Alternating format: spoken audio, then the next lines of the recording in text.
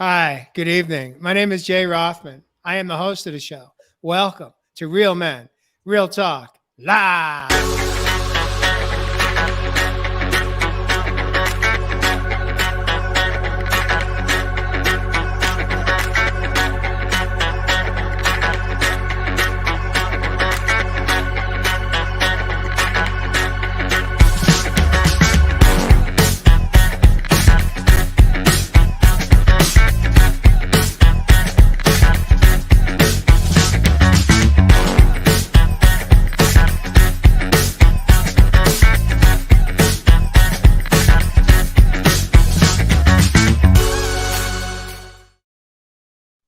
Welcome back. Again, my name is Jay. I'm the host of the show. I am excited to introduce my co-host this evening. We have Mr. Jeff Fasano on the top shelf coming in from Nashville, Tennessee. Welcome to Real Men, Real Talk Live tonight, Jeff Fasano. Thank you very much. So nice to be here, as usual. All right. We have Evis Love Heath, the man of the land from down under. He calls Australia home. Welcome back, Evis from the Outback. Jeff, that was nearly a little bit of a Elvis. Thank you very much for having Thank you me. very much. Elvis has left the building. I so get into our theme song. Right? It's a lit song, man. I gotta say. It's just there's Great so many selection. components to it if you really listen to it. And we thanks for having me, brothers. We have Mr. Josh Richard coming in remote from Big Bear, somewhere in Southern California. Welcome back, Josh Richard. Great to be here, share space with you guys. Excited for tonight's topic. Absolutely love that backdrop there to the right. It's not got the logo of our show, I but know it feels like one of those fake ones. I swear it's real. Right, it is real. It is real. Well, as we take a moment here to welcome our viewers and listeners to tonight's podcast, episode number 107. Tonight's episode is your value equals the power of reciprocity. And as we take a moment here to welcome you all, we invite you to light us up. If you should hear something you like or love, tap your love button on your monitor and let us know. If you have any questions or comments that come forward, we invite you to drop it down into the comments, and we'll do our best to acknowledge as many as we can. And let us know what city, state, or country you are coming in from. We do have Jillian Bowie, a loyal viewer and friend. She calls, I believe, Scotland home. Welcome back. Of course, we have Elizabeth Rector also coming in. She says good morning, so we know it's the middle of her night somewhere in the universe on the other side of the U.S., wherever that might be tonight. And, of course, Nick Marshall coming in from Illinois. We have Shannon Thompson. We also have, I think, maybe Mary Korn coming in from Scottsdale area. We'll see. But in any event, Cameron, welcome. Cameron Manning here in the land down under. Thanks for watching, my brother. There you go. There you go. Nice. Shannon's coming in from Chicago, another Chicago night. Welcome back, Shannon Thompson. And so tonight's episode is one about value, as in what is your value? Do you know what it is in all relationships, whether it be a business transaction or a personal transaction in a relationship? What is your value?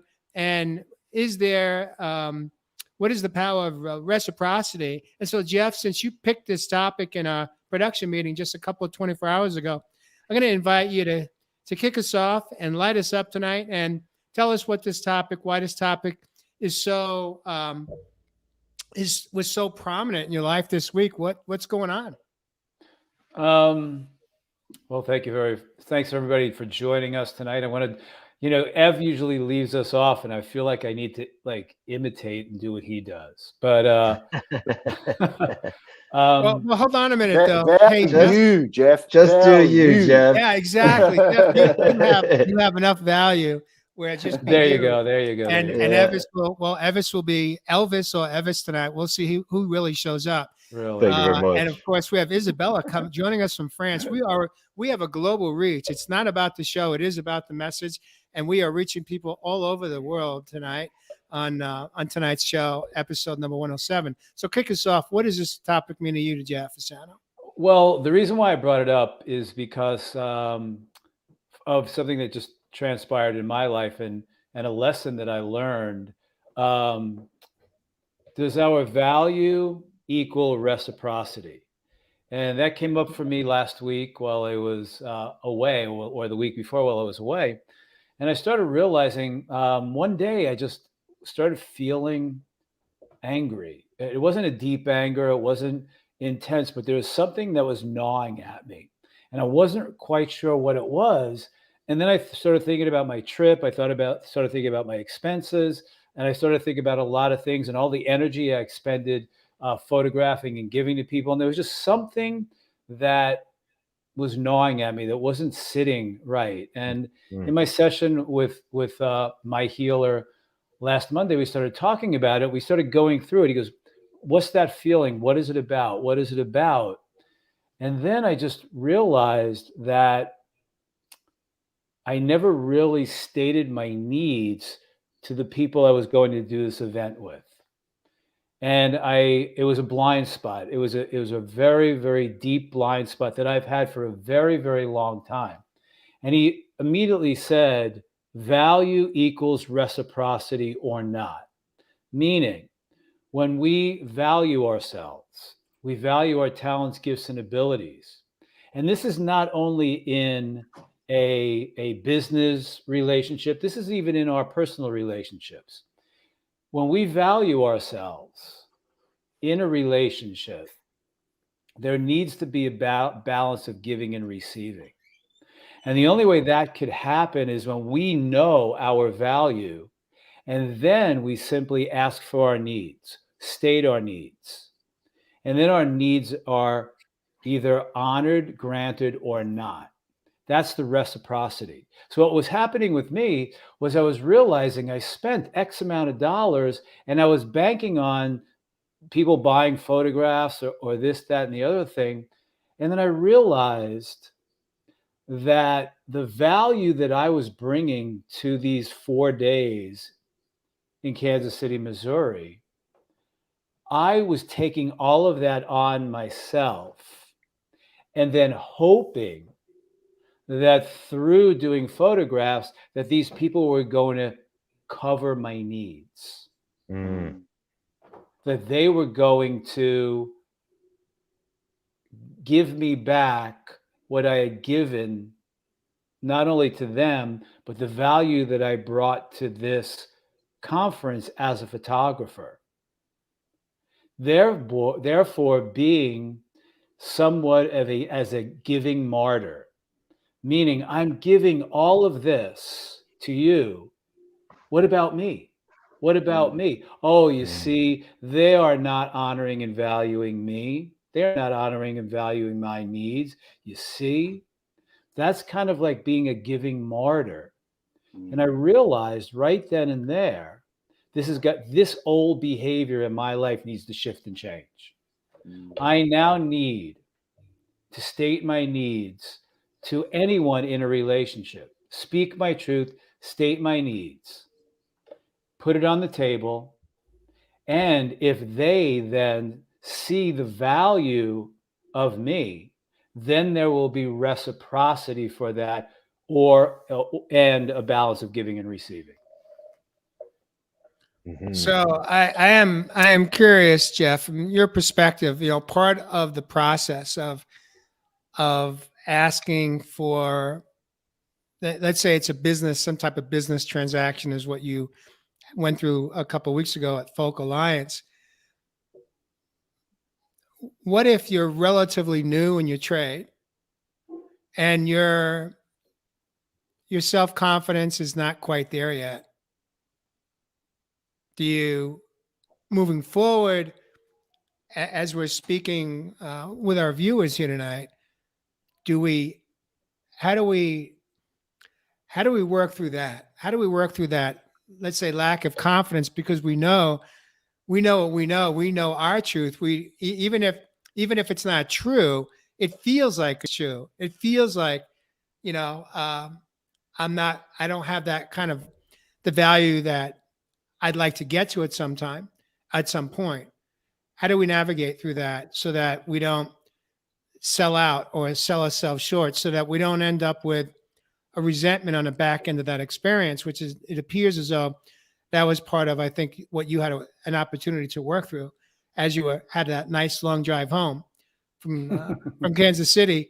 You had plenty of windshield time to really assess and process how you showed up and what that exchange was. And was there some type of, let's say equality, but was there a reciprocity that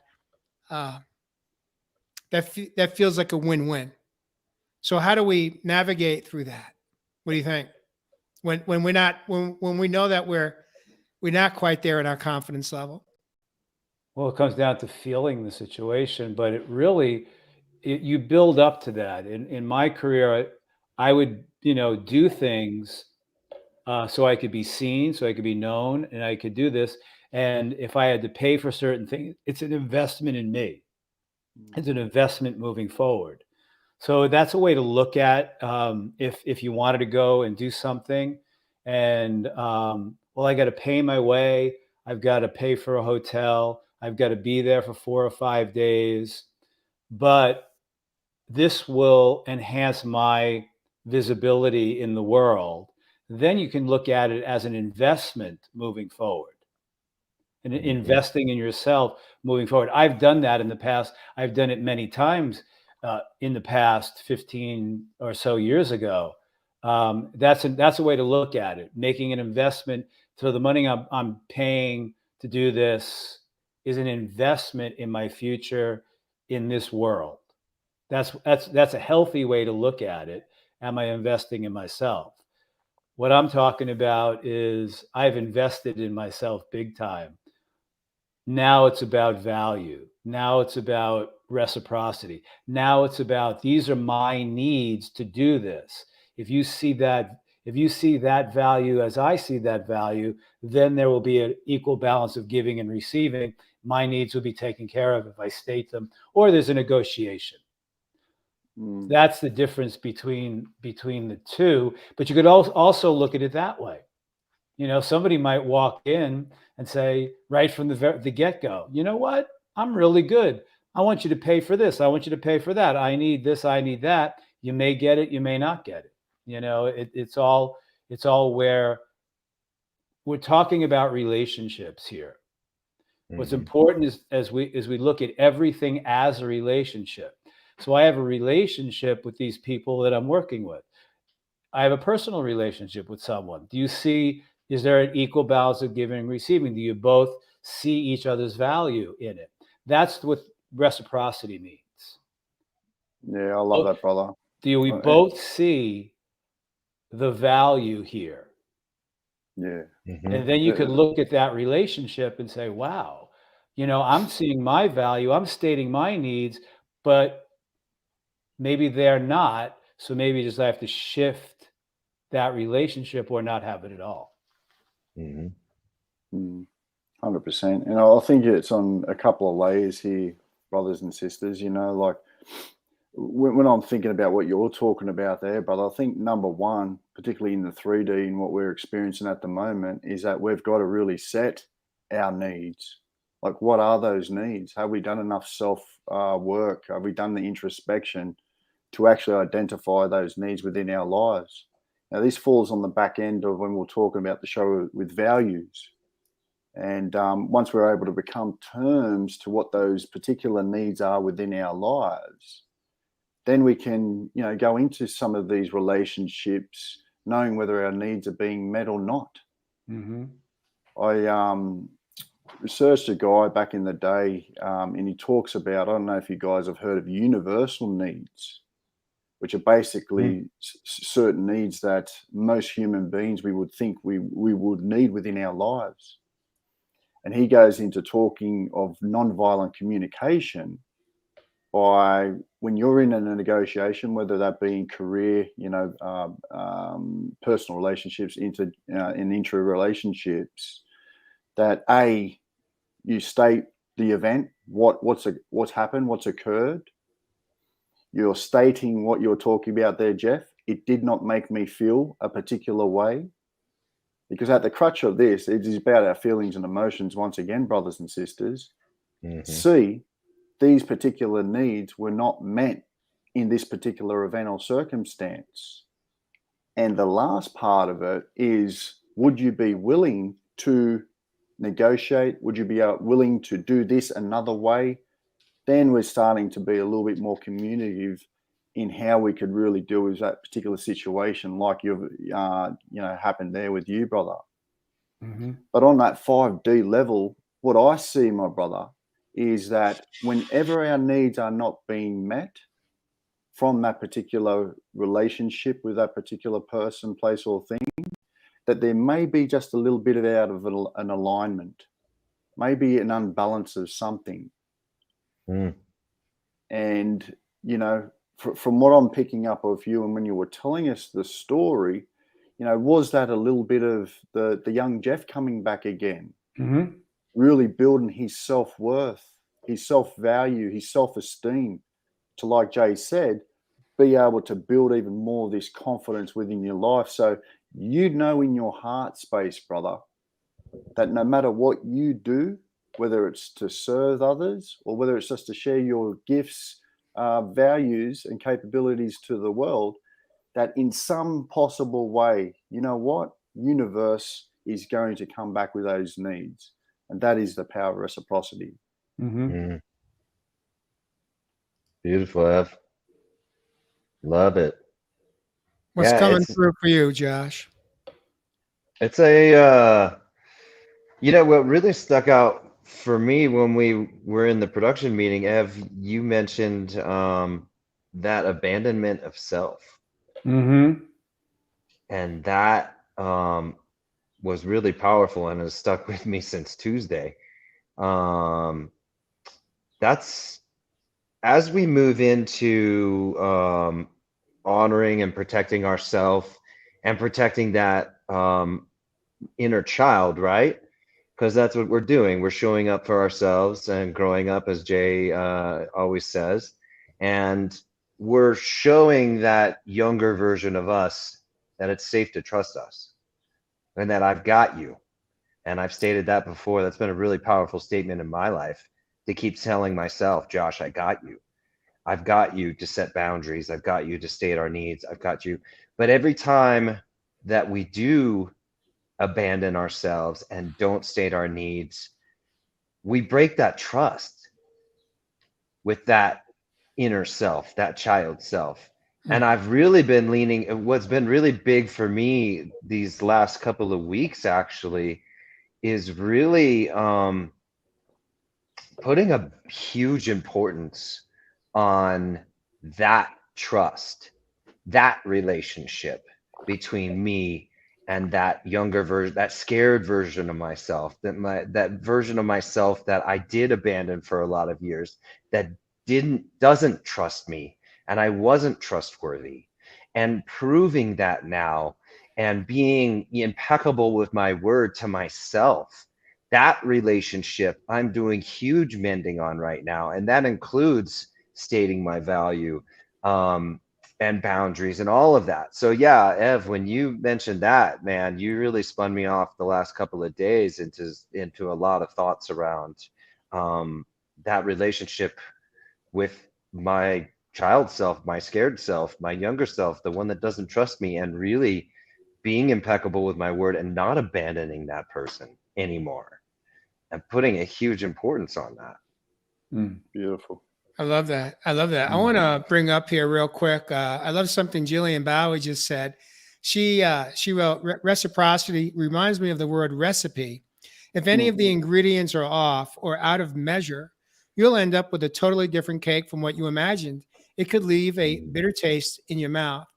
Now, we may not have all baked the cake in our lifetime, but we have all ended up with a bitter taste in the mouth on the back end of reciprocity that seemed to lack one of the ingredients. And I think that's just a beautiful metaphor for life. And I love where this conversation is going tonight, because on one hand, it's easy for us to go down many different paths or rabbit holes around this topic. But part of the challenge, as it relates to if there is a financial agreement of sorts, if this is a financial agreement that we're negotiating or exchanging what is our value in it, is we can easily go and slip into the whole piece around the imposter syndrome. Mm-hmm. Mm-hmm. That could play a role in us either undervaluing our worth to a large extent. And if you're not familiar with what the imposter syndrome is, it's just basically you believing that. I'm going to just break it down to my understanding is that it's just as simple as if anyone found out the truth about what you don't know, you'd be out. In other words, you feel like you're showing up as a fake or as a fraud. That's just a simple, simple explanation of what the imposter syndrome is. And it's interesting because, well, we can easily go there. And it really comes down to, it's around self-confidence and self-esteem. And the truth is that nobody can give that to us. No one's going to serve it up to us in a platter. It's for us to build our self-esteem. It's our responsibility to learn how to, whatever that pathway is or that strategy is that can help build your self-esteem and confidence, especially if you came from a home or a past experiences that hampered your self-confidence. But you're not going to be able to build it back unless you take massive action steps on your own to grow that, to culture it, to nourish it, to nurture it. Mm-hmm. And, for me, I'm just going to jump in and say that I think there's also an energy exchange that takes place, one that we may not even be aware of in a moment. But if when we show up and we are working on an agreement for value in something that we're going to provide in a relationship, and we're going in already feeling a lack of self-confidence or uncertainty, there's a really good chance that other person is going to be able to feel it, read it, and then potentially take advantage of it. And so that's where, what role does, having that poker hand play in this exchange? Does that play a role? Look, when I was starting out in my corporate career, I didn't have experience and I didn't have age on my side. I was a 21-year-old. But what I understood was that for me to bring value to that exchange in a relationship in the business I landed in, I needed to get as educated as possible. And the way I described it is I needed to be at least one chapter ahead of my client. I didn't have to know every piece of the puzzle. I didn't have to be a worldly expert, but I just had to have enough knowledge and understanding of how to speak the language so that I didn't come across as an imposter. And so that was really for me, that's how I navigated early on in my career. And I want to say that in most of the negotiations, at least on a business side, that I negotiated for myself, I never looked at what other people were earning or how they had kind of set themselves up for their position in a company. I just asked for what I wanted. And I didn't always get it. But each time taught me more about how to negotiate in a relationship. Mm-hmm. And even as recently as just a couple of weeks ago, I negotiated to do a workshop with a bunch of college students. And they said that what I had proposed to them was not in their budget, but they came back to me with a number. And yes, it was less, but it was very palatable for me. I was at peace with it because in that value exchange, I knew that it was real close to what I asked for, number one. Secondly, even though it was slightly less, I knew that I was going to get something out of that experience that they couldn't put a price tag on because it was going to be for my own personal growth. So I was able to look at it not from an egoic standpoint and just, fight for it and battle for it. I was willing to surrender some of it because I knew that I was going to get something in return, that it was worth so much more than less than $25 that I was not going to get per person, which was nothing. And it turned out just that way. Now, for me to step in and be willing to accept less than what I asked for, there's also something that's I'll refer to as faith. Faith for me is trusting. Faith for me is trusting that, yes, I may not get exactly what I asked for, but I'm going to get so much more in return for giving up a little bit. And that's where faith comes in, is trusting the process, that in that moment, it may appear on paper that I'm going to give something up. But if we're willing to go in and trust it, trust the process, and look for what is the blessing that we get out of it in that reciprocity, it doesn't always have to be just around money. There's other value that comes through in exchange in a relationship. Are you guys getting what I'm putting down?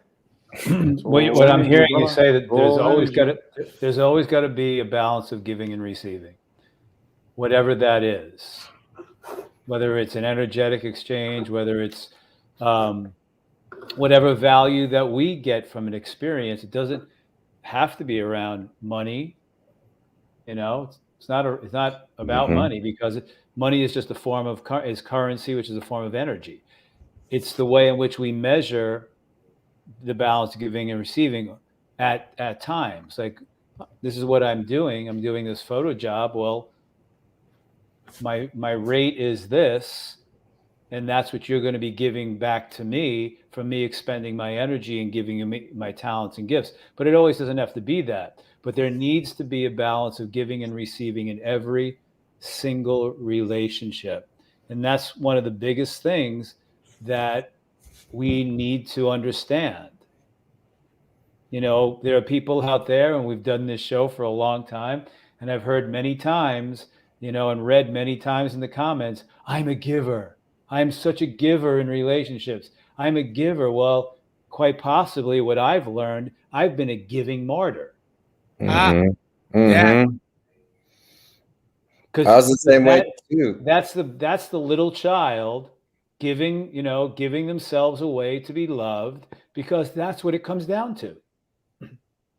I'm going to give so much to this project. I'm going to give so much in this relationship.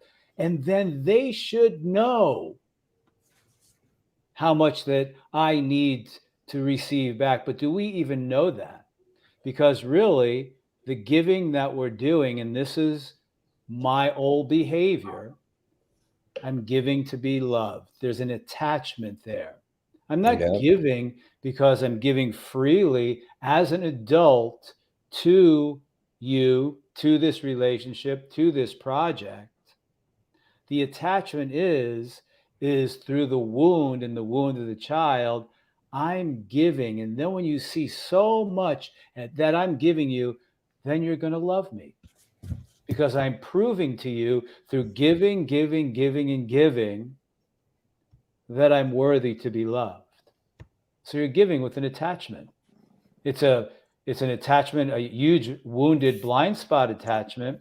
That's what the point is that when we understand our value in relationships, and then we give, on the other side of that is that we've got to state our needs with that. So then there's a balance of giving and receiving. Exactly.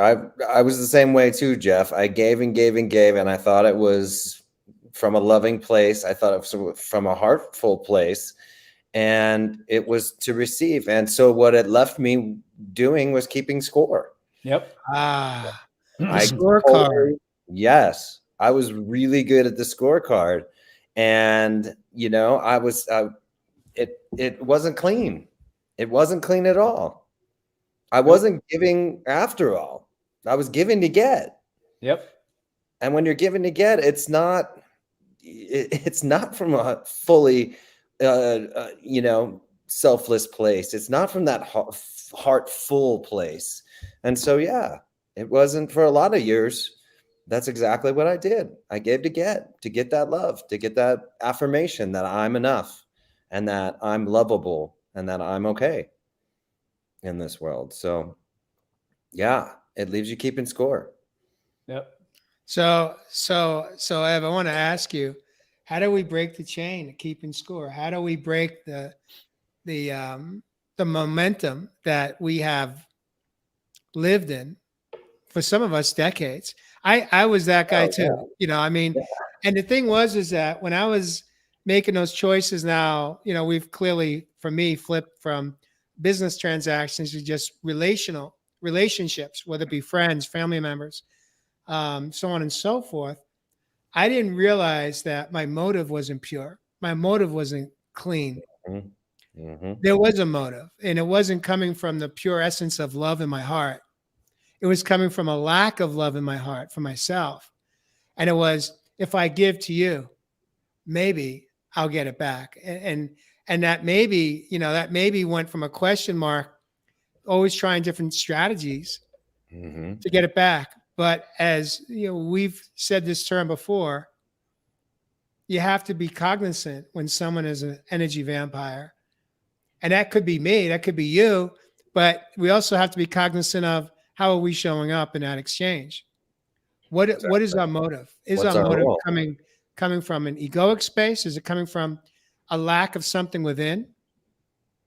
And maybe if I do this for you, you'll give me something back in return.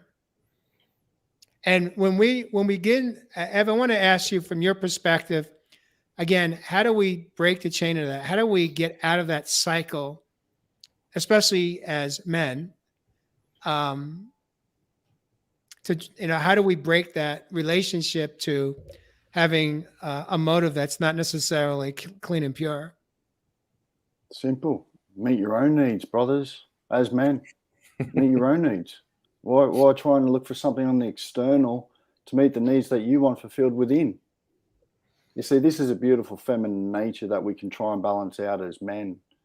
3 nice practices could be as simple as self-soothing, which might be, that sensuality, being able to, like we do with Josh's breathing when you at the start of a show, I always hold my hand on my heart. I always hold my hand on my sacral where the emotions are born, and really getting to understand those emotions and feelings that are meeting your needs. We always talk about the other one. It's self-care. You got to practice this self-care daily to meet your own needs. The last one for me is just practicing self-empathy, of loving and kindness for yourself. So when we're able to meet our own needs, there's no expectations of these outcomes, no matter what may be within your life. But for me, and I just want to share this story because you guys have shared some nice stories, and I've actually just been on the paints for the last couple of days. So I'm about 10 hours sleep in 2 days for my creative brothers and sisters out there. You know what I mean? Yeah, man. But it's been the first time in about 2 years since I've been on the paints, and it was really due to a bad situation that I had a couple of years ago, or a learning situation, I call it now, where there was basically 3 parties. I was one of those parties, an independent party that I was negotiating with first, and another body that was looking to obviously commission my artistic skills in a project. Now, after a good 100 hours of conceptual development work for these particular 2 parties, there was a obviously figure which I didn't feel was meeting my value for the work that I'd currently put in, for the work that I know I put in as a creative. So what had ended up happening when I was renegotiating my value with my creativity and my work, all of a sudden that middle party asks me for a commission of the renegotiated price or value of what I could put into this project. Hmm. Now, when I turned my back and I said, well, that doesn't sound right to me, why should I be giving you part of my fee as the artist providing the work? But because this person was in a place where they were a non-profitable business, they couldn't get a piece of the pie, so to speak, any other way. But as soon as I told that particular person in that group that I wouldn't partake in that particular negotiation, I was clipped from the project after 100 hours over of conceptual development Wow. and all of the other stuff that goes behind these creative processes. And funnily enough, it was for some sort of reason that it was just a particular art piece that they didn't want for that particular project. But for me, I could have easily went into resentment, and this is what I want to go in. Sure. So because I know my value, I know how universe works. And part of what I do down here is also bringing out the dark in people as well. So not only was I able to go in there, bring some of this darkness out of that particular person that wanted a bribe on the side, but I knew that universe was going to look after me. And 2 years later, I'm now currently participating in a particular beautiful mural for a school, which is local. And I just know that the universe will bring it back to you in ways that you don't believe. So the thing is, yes, we do need to know our value. We need to know our worth. We need to have that to be able to build that confidence. But to nurture those things, my brothers and sisters, you have to know you. Say it again. You have to know you. You're going to have to date yourself. You're going to have to go for trips out in nature. You're going to have to spend some time in solitude. You see, for many people, that's quite uncomfortable. So through all our programming, all of our conditioning, you've got to give, and give. We forget to give to hear. So that's my little bit of a rant, my brothers and sisters. Beautiful, Ev. How did you navigate through the disenchantment at that time? Did you, I mean, from an emotional perspective, there had to be some not only processing but working through some internal chatter and some internal dialogue. That how did that impact you, and did it impact your relationship with art for some time? Yeah, unfortunately it didn't. I've just realized that over this last week, how much it impacted me, because I was actually quite fearful, and I guess if you want to say confused, about picking up those brushes again because of that particular experience that I had. Mm-hmm. Mm-hmm. So, like I said, this is just about knowing your worth, knowing your value, and knowing the magic that you have, that universe will pay you back in dividends. It always comes back around. So in a previous Ev, the young Ev, I would have felt rejected. Mm. And I think that was a big lesson for me that universe was bringing for me, for feeling less than. I received the lesson, moved forward. Mm-hmm. Yeah. And you bring up a beautiful point, Ev, and we covered it in You Are Not Your Brain. We can have a dialogue with ourselves in that moment of rejection, in that moment of our child self being activated, and or Jay, in the moment of the imposter syndrome, when we're about ready to walk into a negotiation and state our needs and state our boundaries and stand up for our value in ourselves. We can pull ourselves aside and say, and remind ourselves and talk ourselves through it. That's okay. We can talk ourselves up and run through our history, all the things that we have done, all the, we often get caught in these mental cycles of, I'm not enough for this reason or that reason, or, and then we try and walk in there and fake it.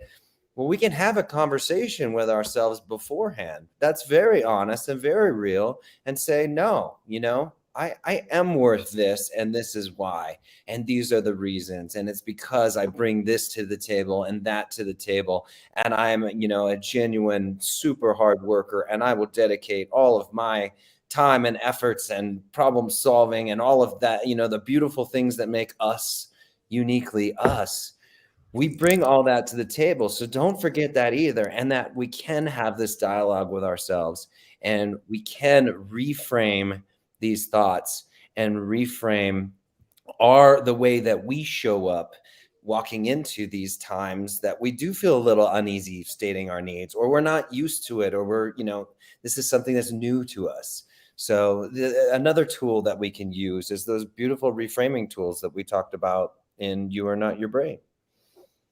Yeah, I like that, Josh. And I want to expand just a little bit about the setup. The setup. And what I mean by that is before we step into a negotiation between another individual, whether it be on a personal life or a business transaction, they're all transactions regardless, whether there's a money exchange or not. We are a transactional society. What is the setup for that? Meaning, do we just go coming out of our head, in our head, stepping into that meeting of sorts, coming from our head? And why I ask that is because what I've really embraced, especially over the last 6.5, 7 years, is before I step into some type of reciprocity negotiation of sorts between myself and somebody else, the first thing I do is I mentally prepare. Now, how I do that, ironically, is I want to drop into my heart space and get the heck out of my head space. That's number one. The second thing I want to do is I don't want to show up coming from my head. I want to show up speaking from my heart. The third thing I do is I have some, let's call them rituals or practices. I don't go into any level of transaction with anybody without first using music for me to help set my vibration, how I'm showing up. So depending on what the meeting is going to be, what the negotiation is going to be, the transaction, the value exchange, I do whatever I can do to emotionally, mentally, physically, and spiritually be calm, be collected, come from my heart, not my head. Whether it's also inhaling essential oils to calm me down, listening to music, having a little conversation with the divine, setting myself up for abundance, not lack. These are all simple. I don't want to call them exercises because that sounds like freaking work. And this isn't work what I'm talking about. This is showing up more mindful for yourself. This is showing up not sleepwalking through it, not trying to just bulldoze through it to get what you want, but just prepare yourself to show up as your best version of yourself, authentic, with love in your heart, even if it's an uncomfortable conversation you need to have with someone, but there's still some type of negotiation around a value exchange. It has changed my experience with people in every aspect. And it's not because they're showing up differently. It's because I'm showing up differently. And even when we don't get exactly what we think, they think, we want, it could be a win-win. Especially when there's money involved. Money's one of those things that, boy, it can get really complicated in a pretty quick moment. But it's all about the setup. It's all about going in with your intention set. There's a difference between an intention and a goal. Ev, what's the difference between the two? Hit us up. Oh, a goal's out there. Intentions in here. There you go. Ooh. Beautiful. And another tool, Jay, too, is like you did with the school, right? You had an initial offer, sometimes what I'll do in the case where if I'm going to state my value, but I don't think it's going to be that they're going to be willing to match me at that, I will come up with secondary options that I'm willing to take.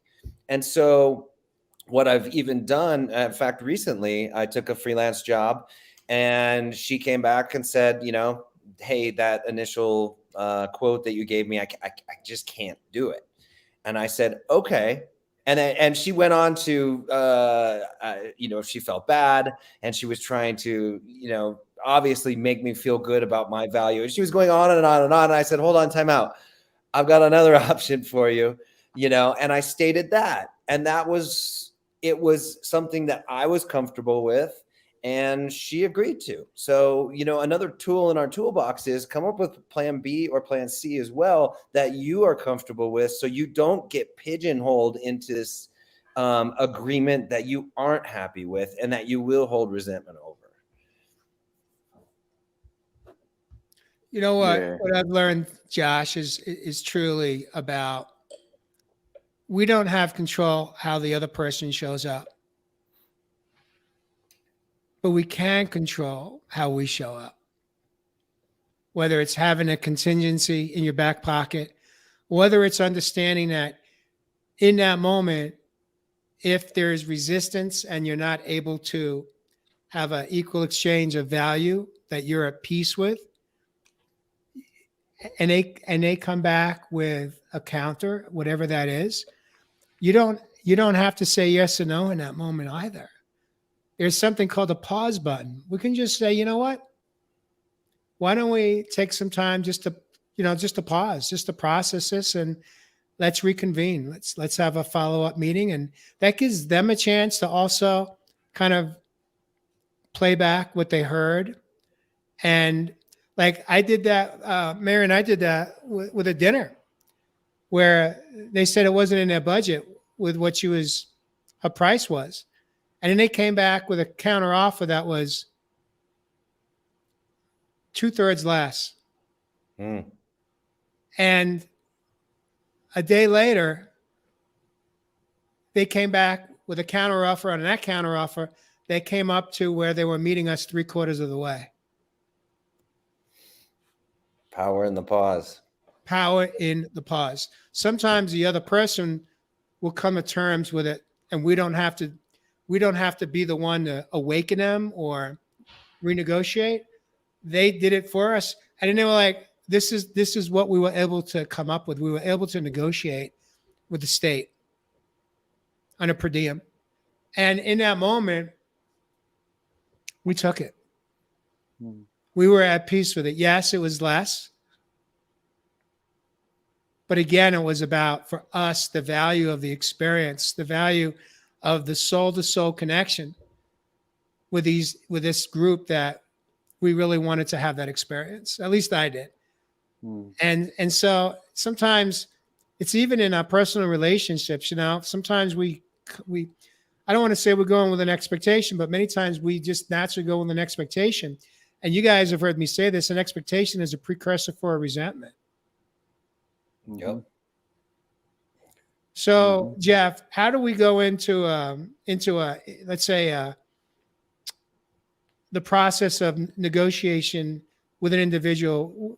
That's not even business or no business, and go in without an expectation. How do we remove that from the equation so that we don't set ourselves up for a resentment on the back end?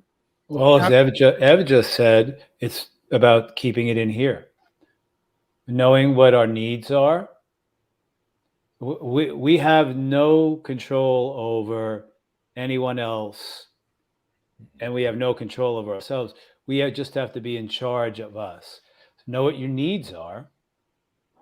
Know what your intention is. Know your value, and state that freely with love.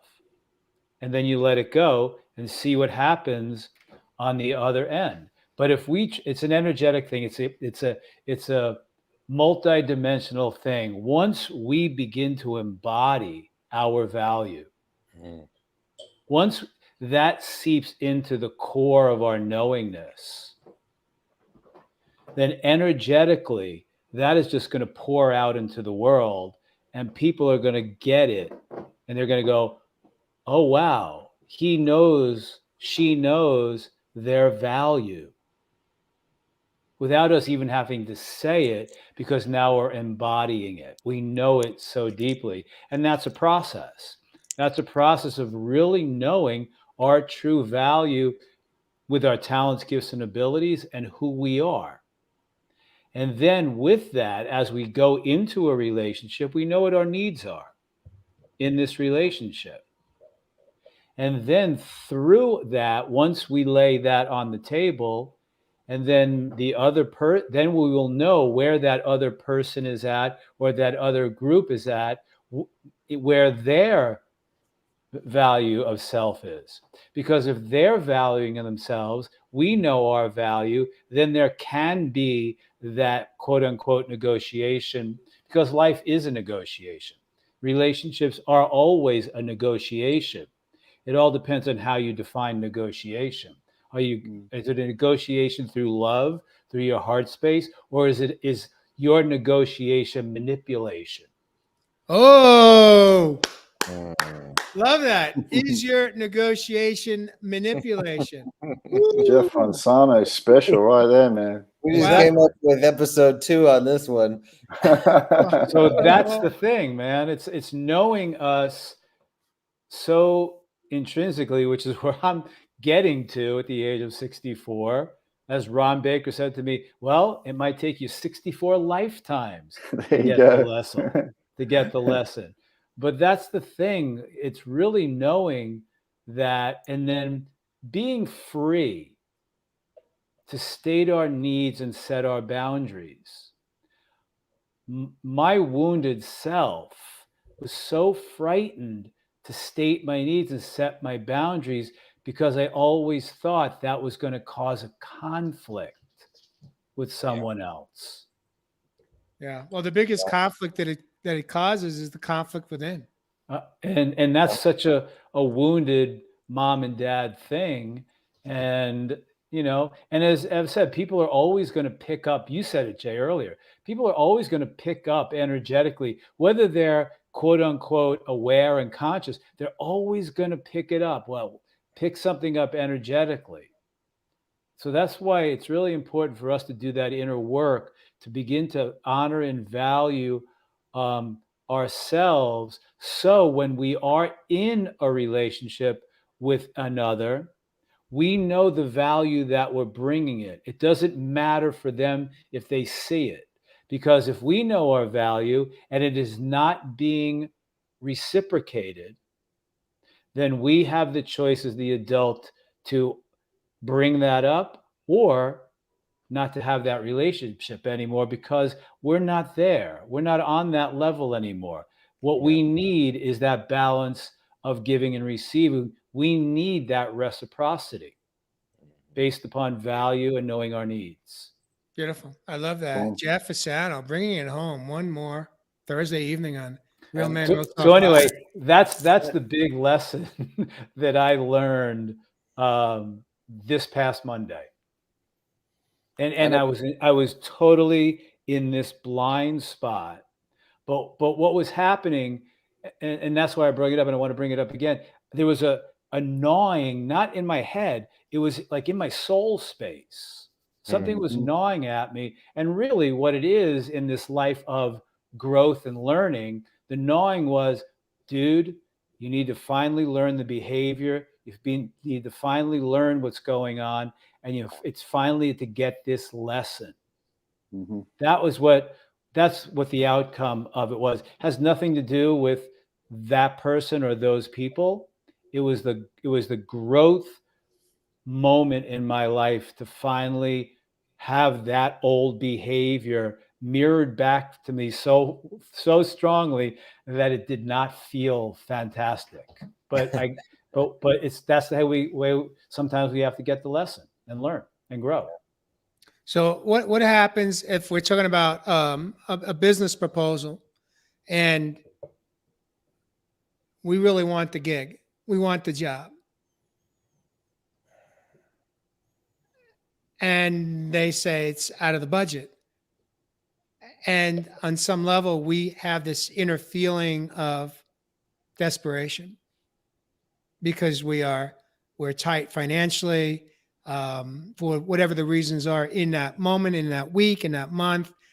And so what do we do in that moment? Do we take the job at the price they're willing to pay, even though it's substantially less than what our value is, or do we turn it down? You can turn it down, but here's the thing. If you have your quote unquote rate, fee, or price for what they are asking for, and you go, okay, if that's what you're asking for, this is my fee, and they come back and they go, oh, wow, we can't do that. That's not in our budget. You go, okay, what is your budget? Well, our budget is this. Then you could say, well, you know what? For that, this is what I can give you.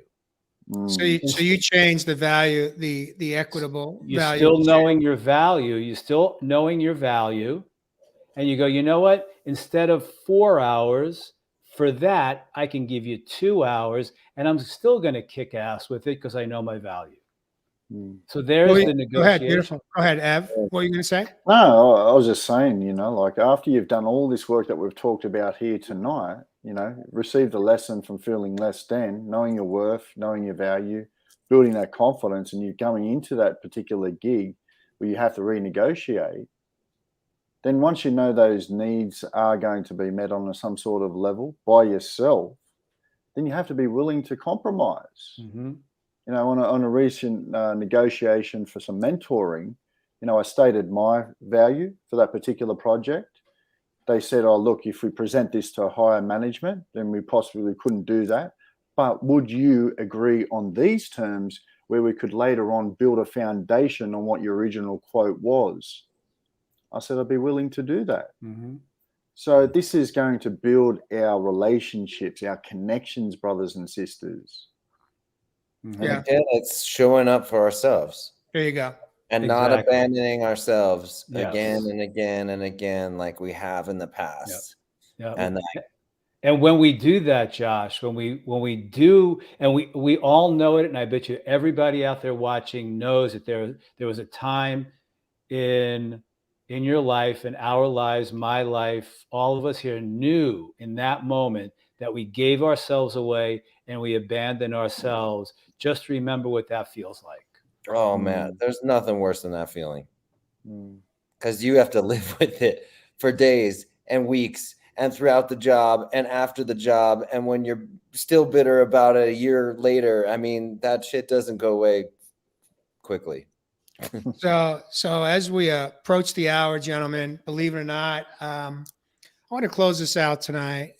I want to really take this moment to just remind all of us of one truth, and that's that if we're in that negotiation and we're not able to secure, we're not able to get what we want, what we think, what our value is, and even if we have the courage to say no, thank you, because we've exhausted what you just suggested, Jeff, which is maybe providing less to come to an agreement that feels like a win-win.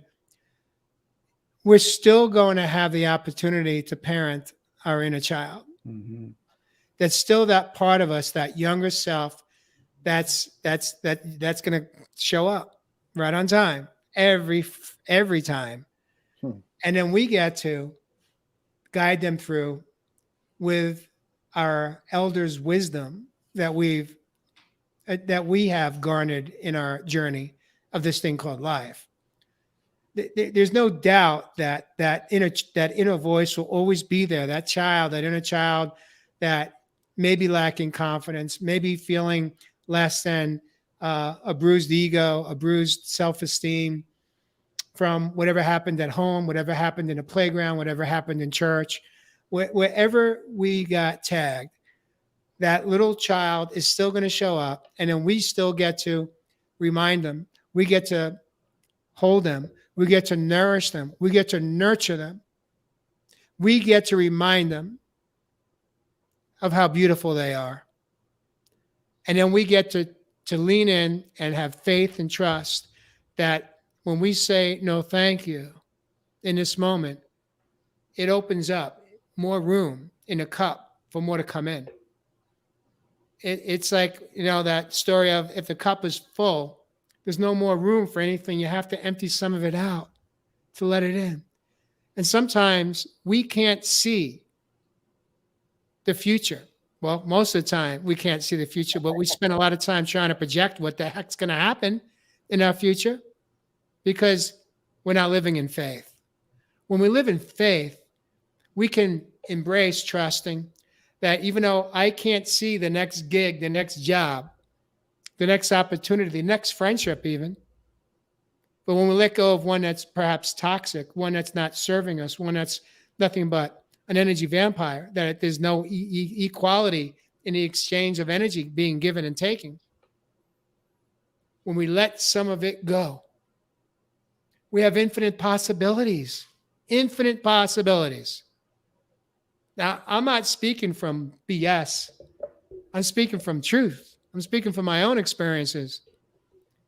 That's not how I showed up for most of my life. I was always trying to control the outcome, thinking like this was the last, this is it. If I don't get this one, I'm done. I'm finished. And today, there's freedom in knowing that if I say no, thank you, right around the corner, something's going to land in my lap. Something's going to come to me because I was able to say no, thank you with dignity and grace. Because that's me honoring myself. That's me honoring that little boy inside, little JJ. And that's me honoring my soul. So, viewers and listeners, if you heard one thing tonight, I invite you to stand tall, set yourself up for success before you step into some type of exchange in a relationship. And know that you are worth it. Know that you are a star. You are a superstar. And you have superpowers. And when you begin to believe that's your truth, everyone around you will believe it as well. It starts with us. As Ev said, it's an inside job.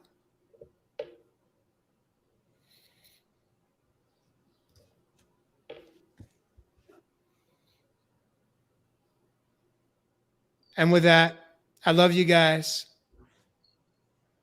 Viewers and listeners, thank you for joining us this evening on episode 107. We'll see you next week on Real Men, Real Talk Live. Have a beautiful weekend. Oh, and by the way, please do some self-care. Show up for you. Eat healthy. Make healthy choices. Drink water. Drink some herbal teas if it's cold like it is in Australia. Something like 45 degrees Fahrenheit for Ev right now. Move. Go for a walk. Put some air in the tires. Go for that bike ride. Go for a hike. Look someone in the eyes and connect. Hold someone. Tell them you like them. Turn on the music. Sing. Dance. Get on the floor if you have children and play with them. Get to their level.